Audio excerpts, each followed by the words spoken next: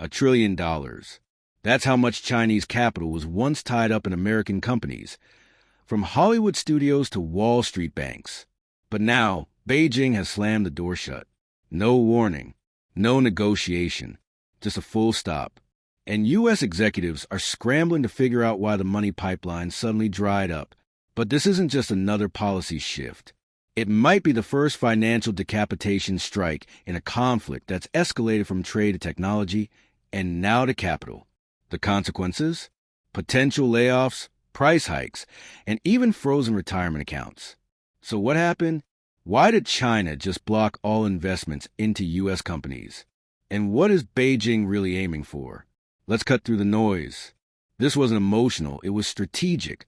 China's Ministry of Commerce quietly revised its outbound investment rules, immediately suspending all non-essential capital flows to jurisdictions deemed hostile. The U.S. made the list. Then, on March 17, 2025, China's State Administration of Foreign Exchange issued a directive halting all outbound investments into U.S.-based firms, citing increased geopolitical risks and concerns over asset security.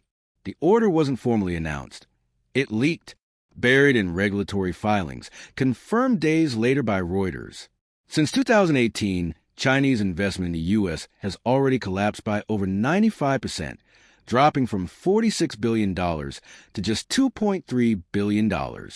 With this move, according to Rhodium Group, that number effectively hits zero.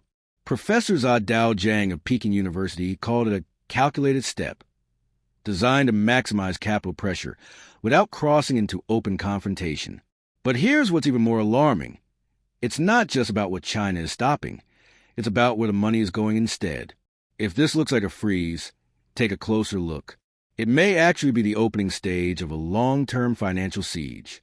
Trade may still be active, but Beijing has been methodically reducing its exposure to the U.S. economy. In 2024 alone, China sold off $14 billion in U.S. Treasury bonds, its biggest single-year reduction since 2016, bringing total holdings down to $775 billion, according to U.S. Treasury data. At the same time, Chinese state-owned banks halted dollar-based transactions with U.S. institutions under new compliance regulations from the People's Bank of China. In January, U.S. Commerce Secretary Gina Raimondo warned that China is restructuring its financial footprint in ways that sharply reduce America's leverage. Traditional U.S. tools, like export bans and tariffs, are proving too slow to respond to the speed of China's capital retreat. And recent sanctions have only accelerated Beijing's pivot toward Riyadh, Moscow, and even Brussels, where European firms are increasingly lobbying to bypass American restrictions. The gap in leverage isn't just widening. It may already be beyond repair. But here's where it gets personal. Foreign direct investment into the U.S. fell 22% in 2024, according to UNCTAD's latest data. And early 2025 projections suggest another 19% drop. Chinese capital is the most noticeable absence, but it's not alone.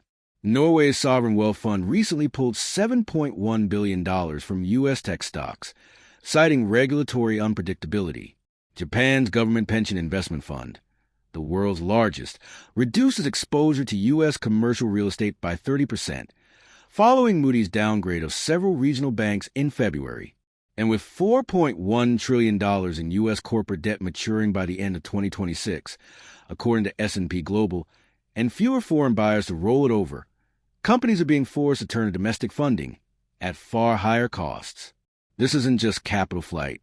It's a tightening noose on the financial oxygen line, one squeezing hardest on mid-tier firms. And when these companies look for rescue financing, they're running into another problem. With equity investment shrinking and traditional lending tightening, American businesses are issuing record levels of high-yield or junk bonds. In 2024, over $430 billion in junk bonds were issued, a 38% jump from the year before, according to Bloomberg. Average yields have risen to 9.6%, up from just 5.2% in 2022. One real-world example. Boston-based manufacturing firm Hartwell Tech had a $180 million Chinese-backed equity round disappear overnight due to the freeze. They turned to Apollo Global for emergency bridge financing at 11.3% interest, secured against intellectual property and property assets. Now, Fitch Ratings warns that 1 in 5 U.S. mid-cap firms faces serious rollover risk in the next 18 months, as private credit funds demand increasingly aggressive terms. Many are entering financial arrangements that prioritize survival over sustainability. But wasn't America supposed to be insulated from this? Donald Trump's 2025 executive order expanded reshoring tax credits, aiming to rebuild critical supply chains on home soil.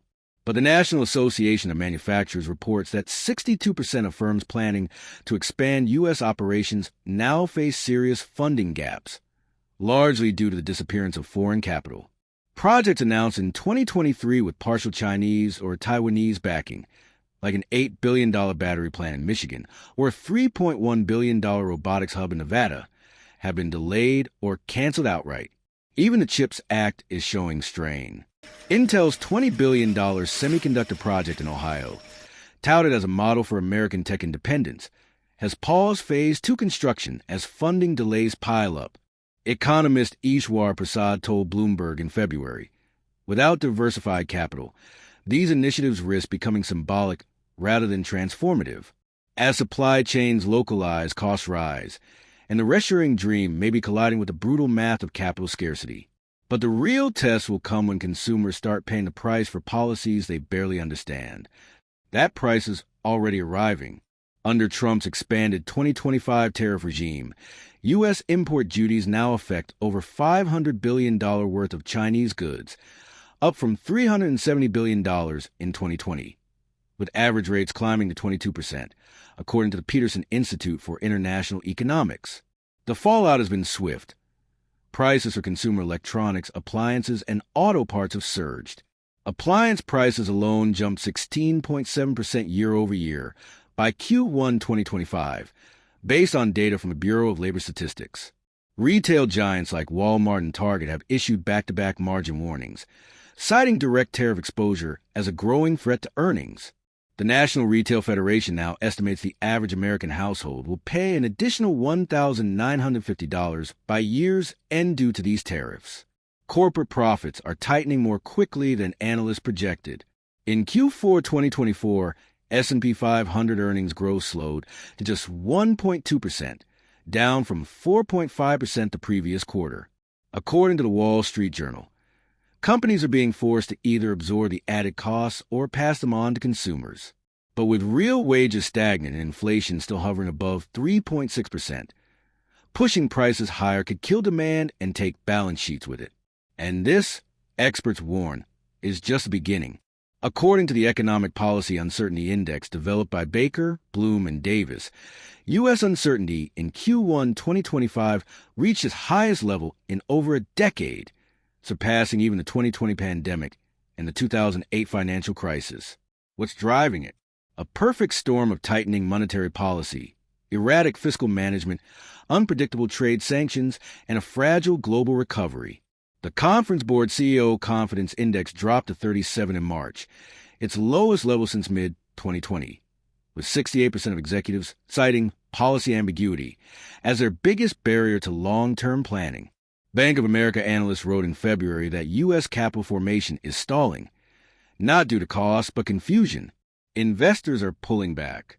In the last 90 days alone, over $120 billion has exited U.S. equity ETFs, according to Bloomberg data. This isn't a temporary shock.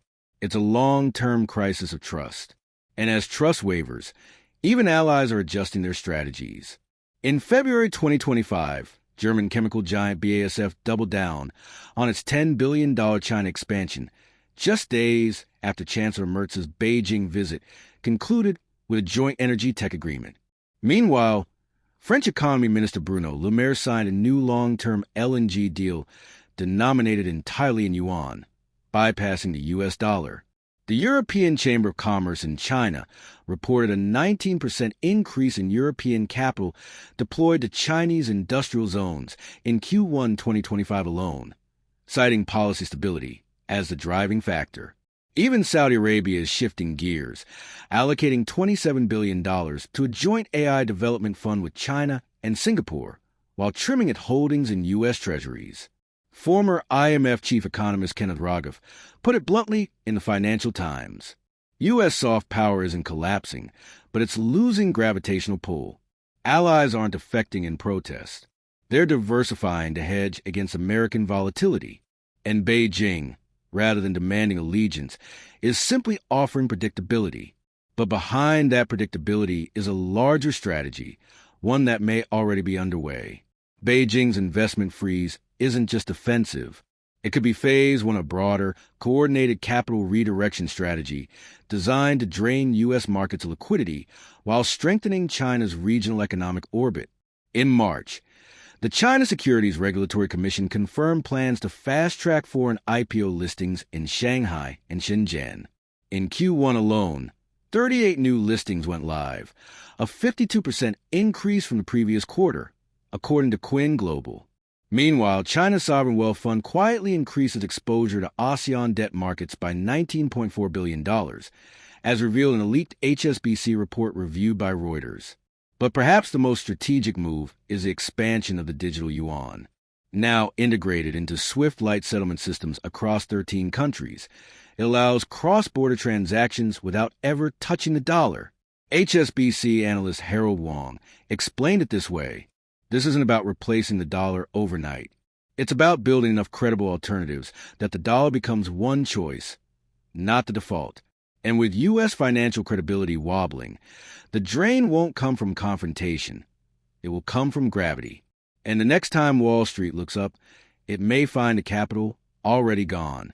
If Beijing can quietly bleed American markets by cutting investment, rerouting liquidity, and rewriting the rules of global finance, then the question isn't if there's a next move. It's when and what, because this investment freeze might just be the first signal flare. The real question is, what happens if China convinces even U.S. allies to stop settling trade in dollars? It wouldn't take a war, or a speech, or a sanction, just math.